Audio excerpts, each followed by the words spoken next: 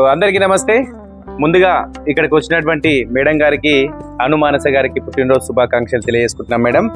So ఇలాంటి పుట్టినరోజులు మరి ఎన్నో జరుపుకోవాలని, ఇక్కడ ఉన్నటువంటి వీరందరి ఆశీర్వాదం మరి మీకు ఉండాలని మనస్ఫూర్తిగా తెలియజేసుకుంటూ, సో అందరిలా ఆలోచించకుండా మరి మేడం గారు ఎక్కడైతే నీడ్ ఉంటుందో, మరి ఎక్కడైతే ఆపద ఉంటుందో అక్కడ పుట్టినరోజు వేడుకలు జరుపుకుంటారు ప్రతి ఇయర్ అని చెప్పారు. సో ఈ ఇయర్ కూడా మరి మా మాతృదేవ ఆశ్రమాన్ని ఎంచుకొని ఇక్కడ ఉన్నటువంటి అభాగ్యులకి యాక్చువల్గా అన్నదానం అని చెప్పారు.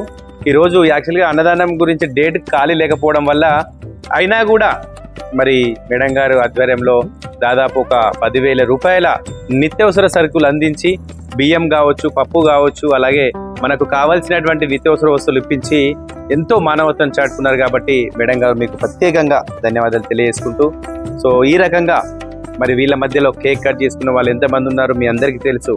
మనము మన ఫ్యామిలీ మన కుటుంబ సభ్యుల మధ్యలో కేక్ కటింగ్ చేసుకొని ఎంజాయ్ చేస్తుంటాము. కానీ మేడం గారు చూడండి, కేక్ తెప్పించి, స్వీట్ తెప్పించి, ఇన్ని రకాల నిత్యావసర సరుకులు తెప్పించి వీళ్ళ మధ్యలో పుట్టినరోజు జరుపుకుంటున్నందుకు నిజంగా మేడం గారు ధన్యవాదాలని చెప్పుకోవచ్చు. సో ఇలాంటి పుట్టినరోజులు మరి ఎన్నో జరుపుకోవాలని మరొకసారి ఆశ్రమం తరఫు తెలియజేసుకుంటూ, సో ఇక్కడికి వచ్చినటువంటి మేడం గారికి మరియు వారి బంధువులకి ప్రత్యేకంగా ధన్యవాదాలు తెలియజేసుకుంటాం. Thank you. చాలా హ్యాపీగా ఉందమ్మా. నిజంగా మీరు నిజంగా దేవత. అసలు ఎంత మంచి మంచి దేవుడు ఇచ్చారు. అలాగే మీ కొడుకు కూడా అంత మంచి ఇచ్చారు.